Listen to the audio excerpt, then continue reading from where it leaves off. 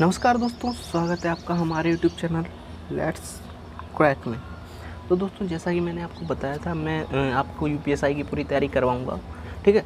तो यूपीएसआई में मूल विधि एक बहुत इंपॉर्टेंट रोल प्ले करती है। मूल विधि से काफ़ी क्वेश्चन आते हैं। आप ये देख सकते हैं, यहाँ पे मैंने लिख रखा है ये जो मूल विधि एवं संविधान, मूल विधि, संविधान और सामान्य ज्ञान। ठीक है। ये टोटल 40 नंबर का आएगा। तो 40 में से एक तरीके से मान सकते हैं आप लगभग 12 या 13 नंबर का सामान्य ज्ञान होगा, 13 नंबर का संविधान होगा और 13-14 नंबर की मूल विधि होगी। ठीक है। तो मूल विधि में ये काफ़ी टॉपिक्स हैं इन्होंने दे रखे हैं। भारतीय दंड विधान एवं दंड प्रक्रिया संहिता, महिलाओं एवं बच्चों से संबंधित अपराध या अनुसूचित जातियों के सदस्यों को संरक्षण देने वाली विधियाँ, यातायात नियम, पर्यावरण संरक्षण या वन्य जीव संरक्षण, मानवाधिकार संरक्षण, सूचना का अधिकार अधिनियम, आयकर अधिनियम, भ्रष्टाचार निवारक अधिनियम, राष्ट्रीय सुरक्षा अधिनियम, आईटी अधिनियम, साइबर अपराध जनहित याचिका और कुछ महत्वपूर्ण निर्णय थे वो भूमि सुधार, भूमि अधिग्रहण, भू राजस्व से संबंधित कानून और दहेज प्रतिषेध अधिनियम। ये शायद ये लिखना भूल गए, लेकिन मैंने लिख दिया। ठीक है।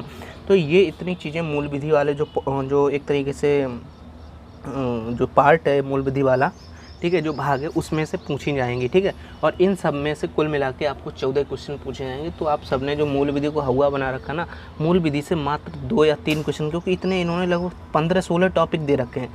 अब 15-16 टॉपिक में से इनको मात्र 13 क्वेश्चन देने हैं। तो अगर ये हर टॉपिक में से एक क्वेश्चन भी देंगे ना, फिर भी 2-3 टॉपिक बच जाएंगे। तो मूल विधि से बहुत ज़्यादा तो 2 क्वेश्चन आएंगे। तो इसको मतलब इतना ज़्यादा सीरियसली मत लें। बस केवल एक नॉर्मल सी आप पढ़ाई करते हैं, बस बहुत ईजिली सारा कुछ क्रैक हो जाएगा बहुत आराम से। ठीक है। तो हालांकि मैं मूल विधि आज आपको बता रहा हूँ पूरा एक्सप्लेनेशन। मैंने पिछला वीडियो डाला था, इसमें मैंने ना मूल विधि के जो अध्याय हैं 1 से 10 तक अध्याय आपको याद कराने की कोशिश की है शॉर्ट ट्रिक के माध्यम से। वो आप जाके देख सकते हैं। और हाँ, देख जरूर लेना कि कभी कभी ये भी क्वेश्चन आ जाता है कि लगभग धर्म से संबंधित जो अपराध हैं उनको किस भाग में या किस अध्याय में जो है वर्णित किया गया है मूल विधि के, या मानव जीवन से, मानव शरीर से संबंधित जो अपराध हैं उनको किस भाग में या किस अध्याय में उसको एक्सप्लेन किया गया है। तो ऐसे क्वेश्चन भी आ सकते हैं कभी कभी, तो वो आपको याद करने पड़ेंगे। तो उसके लिए मैंने बहुत सिंपल शॉर्ट ट्रिक दी थी, उसके माध्यम उस ट्रिक के माध्यम से आप बहुत ईजिली उसको याद कर पाएंगे। चलो, आज का टॉपिक है, मैं धारा 1 से लेकर धारा 5 तक आपको पढ़ाने वाला हूँ। यानी धारा 1 क्या, आपको जब भी ये चाहे मूल विधि हो या फिर जो संविधान है ना, उसको आप अनुच्छेद के अकॉर्डिंग या आर्टिकल्स के अकॉर्डिंग ना याद करें। आप उनको ना बस एक उनके भाग के अकॉर्डिंग याद करें। जैसे हमारे संविधान में जो हमारे जितने भाग हैं, 24 भाग हैं या 25 भाग हैं, जो भी हैं, उन भाग को एक एक करके याद करें। जैसे भाग 1, भाग 2, भाग 3, भाग 4। तो भाग 1 में 1 से 5 तक आर्टिकल दिए गए, 1 से 4 तक आर्टिकल हैं। भाग 2 में 5 से 11 तक हैं। भाग 3 में 12 से 35 तक हैं। ठीक है। तो और भाग 4 में 36 से 51 तक हैं। ठीक है। तो आप इनको ना भाग के अकॉर्डिंग डिवाइड करें, यानी पार्ट वाइज पार्ट याद करें ना, आपको बहुत ईजिली से याद हो जाएंगे। उसी तरह से मैं आपको रीजनिंग भी याद कराने की कोशिश करूंगा।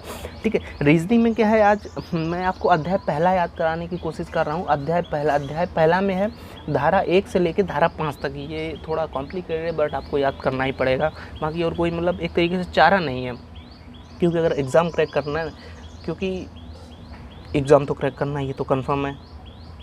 इससे पहले बहुत बेइज्जतियाँ सही हैं, बहुत कुछ सहा है। तो अब वक्त आ गया, क्योंकि ये मौका बार बार नहीं आता। 10,000 समथिंग वैकेंसी हैं, और 10,000 वैकेंसी उत्तर प्रदेश के इतिहास में दरोगा में अभी तक नहीं निकली हैं। ठीक है। तो बस जान लगा देनी है। धारा 1 से धारा 5 तक अध्याय 1 है। अब धारा 1 क्या कहती है? धारा 1 नॉर्मल सी किसी भी, ये इतने यहाँ पे आपको ये अधिनियम दिए गए हैं ना, इन अधिनियम में धारा 1 अगर पूछ दी जाए तो आंख बंद करके आप बस परिचय लगा देना। बाकी आपको कुछ नहीं करना है। धारा 1 परिचय, धारा 1 परिचय या संक्षिप्त नाम एवं विस्तार। धारा 1 परिचय में ही आ जाएगा संक्षिप्त नाम। अब किसी का परिचय आप पूछोगे तो सिंपल सी बात है, उसका नाम ही आएगा। ठीक है। धारा 1 परिचय एवं संक्षिप्त नाम और विस्तार। अब इसका संक्षिप्त नाम क्या है? भारतीय दंड संहिता। विस्तार कहाँ है? अब पूरे भारत पे। अभी तक क्या था, जब हमारे कश्मीर से 370 जब तक लगी हुई थी, ठीक है, तो 370 जब तक थी, तो तब तक वहाँ पे मैं यहाँ पे आपको एक्सप्लेन कर दे रहा हूँ। जब तक हमारे कश्मीर में 370 थी, ठीक है, अभी पिछले साल 2019 में आदरणीय गृह मंत्री अमित शाह जी ने इसको हटा दिया, 370 को अवैध घोषित कर दिया। इसके बाद में यहाँ पे मतलब ये संपूर्ण भारत में जो हमारी आईपीसी 1860 में ये लागू हुई थी, ठीक है। 1860 आईपीसी 1860 हमारे पूरे भारत में, संपूर्ण भारत में, ठीक है, संपूर्ण भारत में लागू हो चुके। और ये एक क्वेश्चन भी बन सकता है क्योंकि जब से आईपीसी हटी है उससे पहले से जो कश्मीर है ना, यानी जम्मू जे एंड के में भारतीय दंड संहिता मान्य नहीं थी, ठीक है, यानी यहाँ पे आईपीसी नहीं चलती थी। आईपीसी के समान ही यहाँ पे एक थी आरपीसी। आरपीसी का पूरा नाम भी आपसे पूछा जा सकता है, इसका पूरा नाम है रणवीर पीनल कोड, ठीक है, ये आप ध्यान रखना। आईपीसी का नाम है इंडियन पीनल कोड और आरपीसी का नाम है रणवीर पीनल कोड। आपको सबको पता होगा वहाँ के एक शासक थे महाराजा हरि सिंह जी, तो ये हरि सिंह जी के ही पुत्र हैं रणवीर जी, मतलब इन्हीं के रणवीर या पुत्र होंगे या पौत्र होंगे, इतना कंफर्म नहीं मुझे, बट हैं उनके ही परिवार के हैं, या पुत्र हैं या पौत्र हैं। तो रणवीर जी के नाम पे ही वहाँ की जो दंड विधान था वो अप्लाई था और इसी का नाम मतलब एक तरीके से आईपीसी की तरह ही थी, बस इसका नाम इंडियन पीनल कोड की बजाय रणवीर पीनल कोड था, ठीक है। और तो 2019 में जब 370 को अवैध घोषित किया, 370 को, तो रणवीर पीनल कोड भी अपने आप ही अवैध घोषित हो गई और अब आईपीसी संपूर्ण भारत में लागू है, ठीक। ये पहला हो गया आपकी धारा 1, संक्षिप्त नाम भारतीय दंड संहिता 1860 यानी 1860, विस्तार संपूर्ण भारत में। अभी तक क्या संपूर्ण भारत, जब ये मतलब ऐसा क्वेश्चन भी आ सकता है कि जब ये लागू हुई थी तब क्या संपूर्ण भारत में लागू थी? नहीं, जम्मू और कश्मीर में रणवीर पीनल कोड था, अब संपूर्ण भारत में है 2019 के बाद में, ठीक है।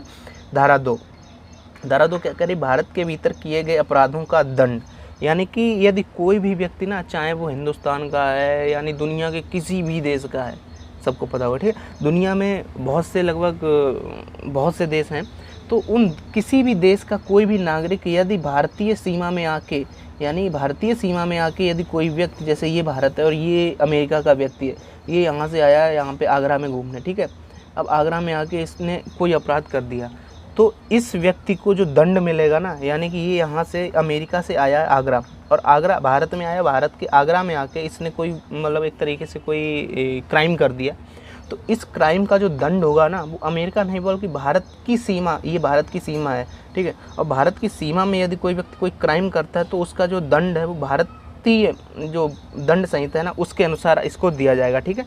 आई होप आपको समझ में आ गया होगा। धारा 2 भारत के भीतर किए गए अपराधों का दंड, इसको भारतीय नागरिक और विदेशी कोई भी नागरिक हो ना, सबके ऊपर ये अप्लाई होता है, लेकिन इसमें ना कुछ एक्सेप्शन केस हैं, ये मेरे पर्सनल नोट्स हैं, ठीक है, इसलिए मैं एक्चुअली इस पे भी आपको एक्सप्लेन करके समझा सकता था, बट मुझे लगा इस पे लिखने में शायद टाइम लगेगा इस वजह से, बट मैं समझा रहा हूँ आपको पूरा। आई होप आपको समझ में आएगा। इसमें कुछ अपवाद हैं जो विदेशी सम्राट होते हैं ना, जैसे कि यदि जो अभी ब्रिटेन की वो राजकुमारी है एलिजाबेथ, यदि वो भारत में आके किसी का मर्डर कर देती है ना, तो विदेशी सम्राट हो या भूटान का राजा है, भूटान का राजा भारत में आके कुछ भी क्राइम कर देता तो विदेशी सम्राट वो होगा, ठीक है। तो विदेशी सम्राट, विदेशी दूत, प्रधानमंत्री, राष्ट्रपति, राज्यपाल आदि जब तक ये लोग पद पे रहेंगे ना तब तक इनके ऊपर हम भारतीय दंड संहिता की कोई भी धारा नहीं लगा सकते। आप सबको पता होगा राज्यपाल, प्रधानमंत्री और राष्ट्रपति, ये 3 तो भारत के ही रहेंगे, ठीक है। अब जैसे कि मोदी जी हैं, मैं यहाँ पे आपको एक्सप्लेन कर रहा हूँ, ठीक है। मोदी जी, या मोदी जी हटा दो, किसी राज्य का राज्यपाल ले लें, ठीक है। मोदी जी, राज्यपाल और जो प्रेसिडेंट है राष्ट्रपति, ये तीन व्यक्ति ये इंडिया के रहेंगे और किसी विदेशी सम्राट या विदेशी राजदूत, आप सबको पता होगा हमारे राजदूत क्या होता है, जो हमारे दिल्ली में एम्बेसी वगैरह है ना, तो एम्बेसी जैसे कि आपको, यदि आप भारत के निवासी हैं, ठीक है, आप भारत के निवासी हैं, आपको भारत से जाना है अमेरिका या लंदन जाना है, तो लंदन जाने के लिए आपको किसकी ज़रूरत पड़ती है? एक आपके पास में पासपोर्ट होना चाहिए, सेकंड लंदन का वीज़ा होना चाहिए, तभी आप लंदन जा सकते हैं। लंदन का वीज़ा कैसे, पासपोर्ट तो भारत सरकार दे देती है, आप अप्लाई करें, 5,000 साढ़े 5,000 रुपये लगते हैं, पासपोर्ट आपको भारत सरकार दे देती है। लेकिन लंदन अब आपका तो मन है लंदन जाने का, लेकिन लंदन से पूछना पड़ेगा कि लंदन आपको बुलाना चाह रहा है या नहीं। तो उसके लिए आप क्या करेंगे, एक वीज़ा आपको एक वीज़ा अप्लाई करना पड़ता है। वीज़ा होता है जो भारत की राजधानी, हर देश की जो राजधानी होती है ना, राजधानी में एक एम्बेसी होती है, एम्बेसी को बोलते हैं जो राजदूत का ऑफिस होता है या एम्बेसडर, ठीक है। भारत का यानी कि लंदन की एक एम्बेसी होगी भारत की राजधानी दिल्ली में।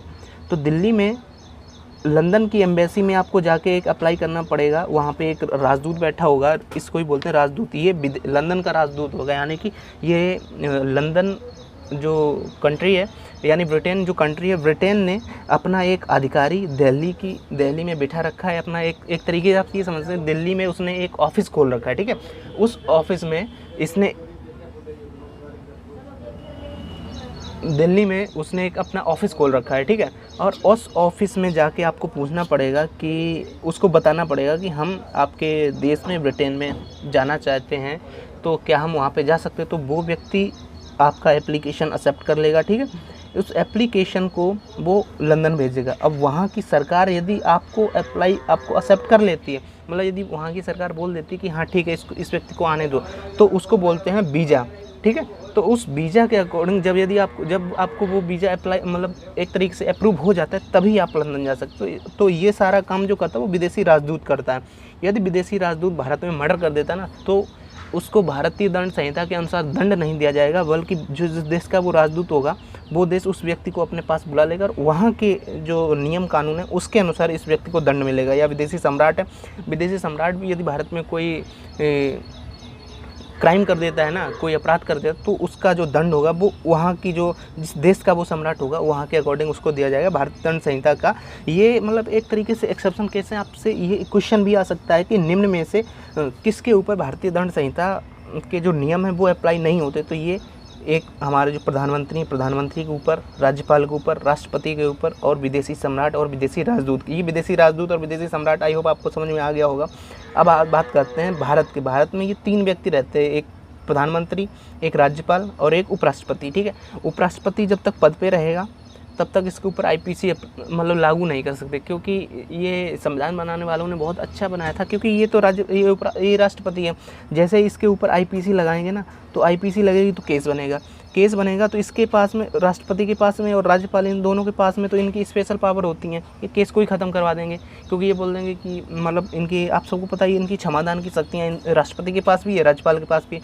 तो जब तक ये व्यक्ति अपने पद पे रहेंगे ना, तब तक आप सबको पता, मतलब जो राष्ट्रपति 5 साल के लिए जो अपॉइंट होता है या नियुक्त किया जाता है, और राज्यपाल राष्ट्रपति की इच्छा के अनुरूप, अगर राष्ट्रपति चाहे राज्यपाल को 10 साल के लिए, किसी व्यक्ति को 10 साल के लिए किसी स्टेट का राज्यपाल बनाना, तो वो 10 साल के लिए रह सकता है। यदि वो चाहे, इसने आज ही इसका अपॉइंट किया राज्यपाल का, जैसे यूपी में आनंदीबेन पटेल जी राज्यपाल हैं, यदि राष्ट्रपति चाहें कि अब आनंदीबेन पटेल को ना यूपी से हटा के इनको डाल दें मिजोरम का राज्यपाल, तो ये जब राष्ट्रपति चाहेगा ना, तभी यहाँ से यूपी से आनंदीबेन पटेल जी को हटा के मिजोरम भेज सकता है, या चाहेगा तो इनको घर पे बिठा सकता है। ये राज्यपाल हमेशा राष्ट्रपति की एक तरीके से इनके कृपा के ऊपर निर्भर करता है। अब बात करते हैं प्रधानमंत्री जी की। तो प्रधानमंत्री जी के ऊपर कोई भी नियम कानून इसलिए नहीं लगता, यानी भारतीय दंड संहिता इसलिए अप्लाई नहीं होती है कि प्रधानमंत्री एक तरीके से देश का मुख्य होता है, यानी कि देश का चेहरा, ठीक है।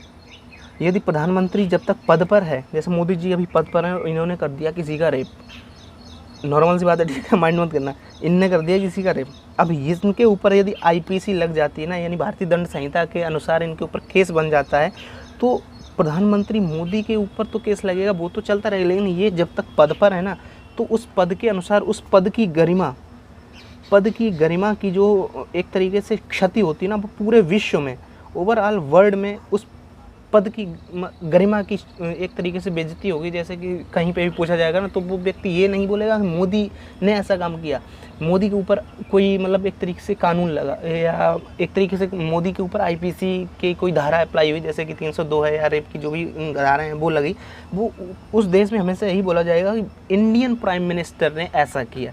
तो वो भारत की जो छवि है उसको धूमिल करता है। इस वजह से प्रधानमंत्री, राज्यपाल, उपराष्ट्रपति और विदेशी सम्राट और विदेशी राजदूत, इन 5 व्यक्तियों को आईपीसी के अधिकार क्षेत्र से बाहर रखा गया है। तब कब? जब तक वो अपने पद पर रहेंगे। हाँ, जैसे ही ये पद पे हटते हैं ना, उसके बाद में इनको ऊपर रेप का चार्ज लग सकता है और उसके बाद में इनको सज़ा हो सकती है यदि प्रूफ हो गई तो ये हो गई धारा 2। आई होप दोस्तों आपको धारा 2 बिल्कुल समझ में आ गई हो। धारा 1 में संक्षिप्त नाम एवं विस्तार है, धारा 2 में भारत के भीतर और भारत के भीतर किए गए अपराधों का दंड है। इसमें से जो विदेशी सम्राट हैं, विदेशी राजदूत हैं, प्रधानमंत्री, राष्ट्रपति, राज्यपाल, ये इससे बाहर रहेंगे, ठीक है। इनके ऊपर आईपीसी अप्लाई नहीं हुई जब तक ये अपने पद पर हैं। अब आ जाते हैं धारा 3। धारा 3 में क्या है, भारत से परे किए गए किंतु उसके भीतर विधि के अनुसार विचारणीय अपराधों का दंड। यानी कि भारत से बाहर कोई अपराध किया गया है, यानी कि कोई व्यक्ति इंडिया से चला जाता है, भारत से गया, इसने, लेकिन ये भारतीय नागरिक है, ठीक है, ये इसकी जो नागरिकता है ना, नागरिकता इसकी भारतीय है, इंडियन है। अब इस व्यक्ति ने, भारत का व्यक्ति है, इसके पास इंडियन सिटीजन, लेकिन ये अमेरिका में जाके ये मर्डर कर देता है। तो इसके ऊपर जो मर्डर का चार्ज है वो अमेरिका का नहीं बल्कि इंडिया का लगेगा, ठीक है। ये आप ध्यान रखना। यानी धारा 3 में क्या, भारत से परे किए गए किंतु अब अमेरिका में, अब भारत में भी इसने मर्डर किया, ठीक है। मर्डर का दंड भारत में कितना है, आजीवन कारावास। तो आजीवन कारावास भारत में भी, ये मर्डर है, भारत में दंडनीय है या अमेरिका में भी दंडनीय है। सेम ऐसे ही जैसे कि ये तो एक नॉर्मल थी, मैं आपको दूसरा बता रहा हूँ, जैसे कि एक तरीके से लिव इन रिलेशन, अब तो खैर इंडिया में भी लीगल हो गया। एक नॉर्मल सी बता दूँ आपको, लिव इन ही मान लेते या रेप मान लेते हैं, ठीक है, या बार वगैरह का कोई मान लेते हैं, इलीगल बार वगैरह या लिकर वगैरह, शराब का। अब नॉर्मल सी बात है कि जो रेप तो खैर हर जगह एक तरीके से इलीगल है, एक तरीके से अपराध है, लेकिन शराब बेचना मतलब दुनिया के कई देशों में शराब बेचना इलीगल नहीं है, आप सबको पता होगा, लेकिन भारत में शराब बेचना जो अवैध तरीके से है वो इलीगल है, ठीक है। तो यदि कोई व्यक्ति इंडिया का है और वो किसी अन्य देश में जाके, जैसे कि वो निकल गया भाई समुद्र किनारे, कौन सी कंट्री पड़ेगी, लाइक वो किसी गुआना साइड कहीं, मतलब एक तरीके से जिसकी तटीय सीमा समुद्र से लगती, गोवा टाइप का कोई कंट्री है, ठीक है, वहाँ निकल गया। वहाँ पे क्या है, पर्यटक आते हैं बाहर से, बहुत दूर दूर से पर्यटक है, उनकी मेन वही रहता है कि उनको खाना नहीं चाहिए बल्कि उनको दारू चाहिए। तो वहाँ पे दारू बेचना इलीगल नहीं है, लीगल है, लेकिन भारत में दारू बेचना इलीगल है, इलीगल तरीके से, यानी कि एक अवैध तरीके से यदि आप दारू बेचते हैं तो वो एक दंडनीय है। तो वो व्यक्ति यदि भारत से बाहर जाके, यानी उस कंट्री में जाके दारू बेच रहा है, ठीक है, तो वो यहाँ के अनुसार भले वो दंडनीय नहीं है, लेकिन भारत में वो दंडनीय। तो वो व्यक्ति यदि यहाँ से जाके वहाँ पे दारू बेच रहा है और वहाँ पे भले उसको अपराध की श्रेणी में नहीं रखा गया, किंतु जब वो भारत आएगा ना, तो उसके ऊपर यदि केस हो गया तो उसके ऊपर आईपीसी की धारा जो भी है उसके अनुसार केस चलेगा। और क्योंकि भारत में शराब बेचना, अवैध तरीके से शराब बेचना दंडनीय है, इस वजह से उसको भारत में उसके ऊपर आईपीसी लागू होगी, ठीक है। तो ये नॉर्मल थी धारा 3, भारत से परे किए गए किंतु भारत के भीतर विधि के अनुसार विचारणीय अपराधों में दंड, यानी भारत में जो क्राइम, एक तरीके से जो अपराध दंडनीय है ना, और किसी अन्य देश में वो अपराध दंडनीय नहीं है, फिर भी यदि वो भारत से बाहर दंड अपराध किया जाता है तो उसकी जो चर्चा है या उसके अनुसार जो प्रक्रिया है, उसके अनुसार जो दंड है वो भारतीय आईपीसी के अनुसार दिया जाएगा। और इसकी जो व्याख्या की है वो धारा 3 में की गई है, ठीक है। धारा 4 क्या बोलता है, राज्य क्षेत्रातीत अपराधों पर संहिता का विस्तार। यानी कि जो हमारे भारत के राज्य हैं, यानी कि 28 राज्य हैं, या भारत की जो यूनियन टेरिटरी है, भारत की जहाँ जहाँ पे भी सत्ता काबिज है, प्रभुत्व काबिज है, वहाँ पे कोई भी व्यक्ति यदि अपराध करता है ना, चाहे वो भारत के राज्य के अंदर हो या भारत के राज्य के बाहर, लेकिन जहाँ पे भारत सरकार की चलती है ना, वहाँ पे भारतीय दंड संहिता काम करेगी, भारतीय दंड संहिता के अनुसार उस व्यक्ति को दंड दिया जाएगा, ये बोलती है धारा 4। धारा 4 में कुछ एक्सेप्शन केस हैं, यानी कि कुछ एक्सप्लेनेशन इन्होंने दे रखी हैं कि भारत का हवाई जहाज जो भारत में रजिस्टर है, जो दूसरे देश की सीमा में है, पर कोई अपराध होता है तो ये आईपीसी के अधीन होता है। जैसे कि आप नॉर्मल सी बात है, आप फ्लाइट, ये यहाँ से उड़ रहा है हवाई जहाज, ठीक है, ये हवाई जहाज उड़ता हुआ जा रहा है। अब इसमें ये जो हवाई जहाज है, सपोज ये एयर इंडिया का है, ठीक है, एयर इंडिया। अब इस हवाई जहाज में दिख रहा होगा ना आपको, समझना बस। अब ये भारत से उड़ा, भारत से उड़ा और ये हवाई जहाज़ अभी प्रेजेंट टाइम में ये इजराइल के ऊपर है, इजराइल, या अभी सिंपल सी बात मैं अमेरिका ही ले लेता हूँ, ये अभी अमेरिका नहीं यार, चाइना के ऊपर, ठीक है, चाइना के ऊपर ये उड़ रहा है, या कोई भी कंट्री आप मान सकते हैं, भारत से उड़ा। और आप सबको पता होगा भारतीय मैप में ना भारत के चारों तरफ अलग ही कंट्री हैं, तो अब भारत की जो सीमा है, भारत के ऊपर जब आप खड़ी दिशा में जब जाएंगे तो भारत के सीमा के ऊपर जितना भी जो एक तरीके से हवाई जो मतलब आकाश है ना, मतलब आसमान है, उस पर भारत की ही चर्चा है, यानी वो भारत के अधिकार क्षेत्र में आता है। जैसे कि भारत है, भारत की एक तरीके से ये एक तरीके से ऐसा भारत है, ठीक है। अब इस अधिकार क्षेत्र में चाहे 3000 किलोमीटर ऊपर चले जाओ, चाहे कितने भी, उस अधिकार क्षेत्र में यदि अपराध होता है ना तो उसके ऊपर आईपीसी लगेगी। लेकिन यही यदि जहाज़, ये एयर इंडिया का जहाज़ है, भारत सरकार में ये रजिस्टर्ड है, भारत के पास इसका पूरा रिकॉर्ड है कि ये भारत सरकार का जहाज़ है, ठीक है। ये भारत के दिल्ली से उड़ता है, दिल्ली से उड़ने के बाद में ये चला जाता है चाइना में। तो अब चाइना की जो जगह है ना, अब जैसे भारत के ऊपर 1500 या 2000 किलोमीटर ऊपर तक कोई अपराध होता है तो उसके ऊपर आईपीसी लगेगी। उसी तरह चाइना के ऊपर जो 1500-2000 किलोमीटर ऊपर आसमान में यदि कोई अपराध होता है तो उसके ऊपर चाइना की जो मतलब दंड प्रक्रिया है वो लगेगी। लेकिन यदि ये जहाज़ चाइना के ऊपर, अब सपोज ये यहाँ से उड़ के यहाँ पे पहुँच गया, ये रहा जहाज़, अब इस जहाज़ में कोई किसी का रेप हो जाता है, समझना आप सिर्फ, ठीक है।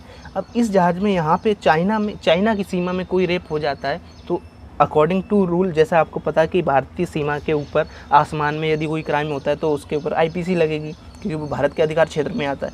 लेकिन अब चाइना के अधिकार क्षेत्र में ये पूरा रीजन, चाइना के अधिकार क्षेत्र में जो वहाँ की हवा है, जो वहाँ का आसमान है, उसके ऊपर चाइना का अधिकार होगा, ठीक है। लेकिन ये एयर इंडिया का जहाज़ है, ये भारत सरकार में रजिस्टर्ड है। ये यदि चाइना में जाके, चाइना की सीमा में यदि इसमें कोई क्राइम होता है ना, इसमें क्राइम हो रहा है, जैसे इसमें रेप हो रहा है, अब चूंकि ये जहाज़ भारत सरकार के अंदर रजिस्टर्ड है तो इसमें जो भी व्यक्ति होंगे जो क्राइम कर रहे होंगे ना, उनके ऊपर जो नियम कानून लगेंगे ना, उनके ऊपर जो दंड प्रक्रिया संहिता लगेगी वो आईपीसी लगेगी। ये बोलता है धारा 4।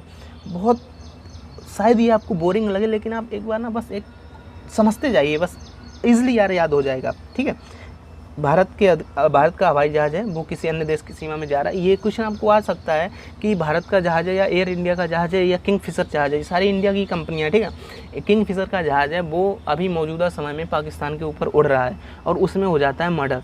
तो बताइए कि उसके ऊपर, या पाकिस्तान नहीं पूछेंगे, वो शायद किसी बड़े देश का नाम पूछ सकते हैं, लाइक अमेरिका, क्योंकि अमेरिका की सिक्योरिटी बहुत टाइट रहती है। वो पूछ लेंगे कि अमेरिका के अधिकार क्षेत्र के ऊपर उड़ रहा है भारत का जहाज़, और उसमें यदि कोई किसी का मर्डर हो जाता है तो वहाँ उस जो मर्डर होगा या उस व्यक्ति के ऊपर जो धाराएं लगेंगी वो अमेरिका के नियम के अनुसार लगेंगी या फिर भारत के नियम के अनुसार। तो सिंपल सी बात है, अधिकार क्षेत्र भले अमेरिका का है लेकिन वो जहाज़ भारत में रजिस्टर्ड है, भारत के जो है मतलब रिकॉर्ड में वो अवेलेबल है कि ये भारत का जहाज़ है।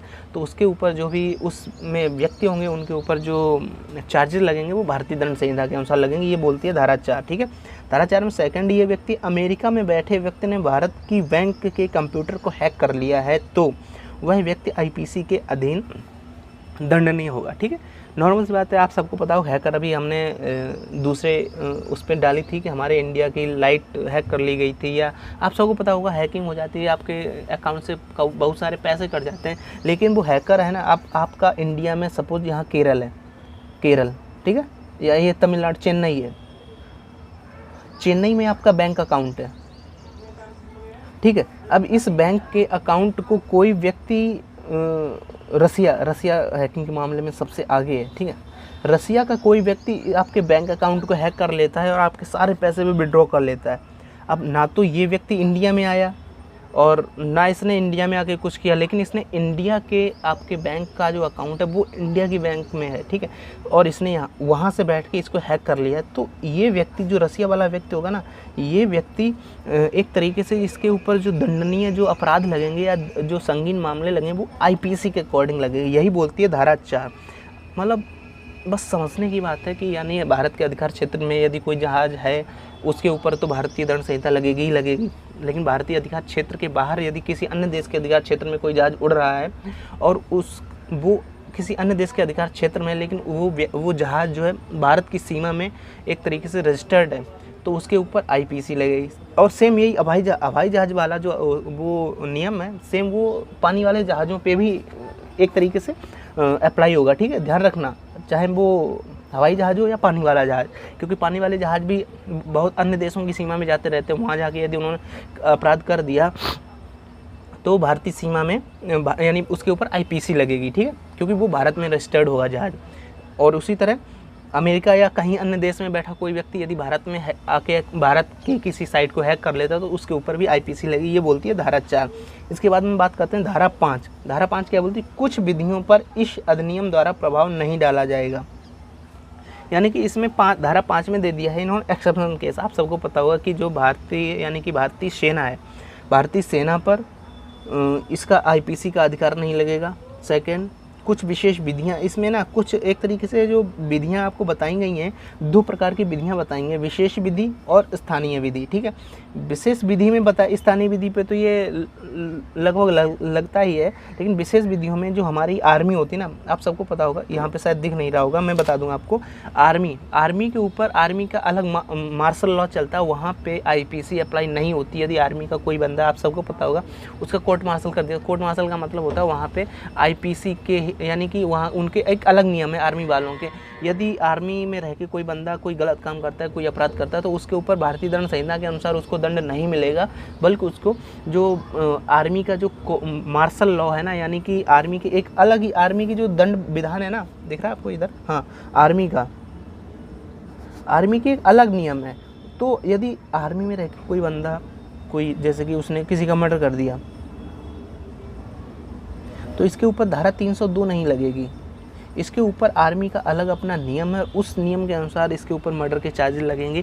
और आर्मी के नियम में मर्डर की जो भी सज़ा दी जाएगी ना, यदि आर्मी के नियम में आर्मी के जो नियम रूल्स हैं उसमें मर्डर की सज़ा यदि आजीवन कारावास है या फांसी है, तो मर्डर्स में आर्मी के जो मार्शल लॉ हैं उनमें मार्शल लॉ के अकॉर्डिंग आर्मी के व्यक्ति को सज़ा दी जाएगी। सेकंड, आर्थिक भगोड़ा अधिनियम अभी मोदी जी ने पास किया है, जब विजय माल्या भाग गया था उसके बाद में, ठीक है। तो दोस्तों ये थी आपकी अध्याय धारा 1 से लेकर धारा 5 तक की कहानी। आई नो यार वीडियो लगभग थोड़ा लंबा हो गया, बट क्या करें, एक्सप्लेन तो करना ही था, तभी आपको याद हो पाएगा। तो एक बार फिर से रिवाइज कर लेते हैं। धारा 5 संक्षिप्त नाम एवं विस्तार। धारा 2 में बोलता है भारत के भीतर किए गए अपराधों के लिए दंड। धारा 3 भारत से बाहर किए गए अपराधों के लिए दंड। धारा 4 भारत से बाहर किए गए कोई भी मतलब कि अपराध भारत से बाहर किया जाए, लेकिन वो संस्था या वो पानी वाला जहाज हो या हवाई जहाज हो, वो यदि भारत में रजिस्टर्ड है तो उसके ऊपर भी आईपीसी ही लगेगी। धारा 4 ये बोल रही है। और धारा 5 में कुछ विशेष नियमों में या कुछ विशेष प्रावधानों में आईपीसी को अप्लाई नहीं किया जाता है, जैसे कि आर्मी के ऊपर है या जहाँ पे सेना का कानून चल रहा है वहाँ पे आईपीसी अप्लाई नहीं होगी, या जहाँ पे एक तरीके से राष्ट्रपति शासन भी लगा हुआ है तो वहाँ पे भी ऐसा सारा कुछ, क्योंकि हमारे मूल अधिकार छीन लिए जाते हैं तो ये सब हो ही नहीं पाएगा, ठीक है। तो ये थी धारा 1 से लेकर धारा 5 तक की कहानी। आई होप दोस्तों आपको याद हुआ होगा। चलिए दोस्तों मिलते हैं कल के वीडियो में, ओके, तब तक के लिए बाय बाय। और हाँ, इसको रिवाइज करते रहना। और मैंने पिछली वीडियो डाली थी आईपीसी की, उसमें मैंने सारे अध्याय कवर किए थे, सारे नहीं मतलब 1 से 10 तक अध्याय आपको याद कराने की कोशिश की थी, तो वो भी आप देख लेना जाके, ठीक है। शायद आपके एग्जाम में बहुत हेल्पफुल हो, ओके। तब तक के लिए शुक्रिया दोस्तों। और हाँ, चैनल को लाइक कर दें, सब्सक्राइब कर दें, शेयर कर दें, ओके। Bye bye.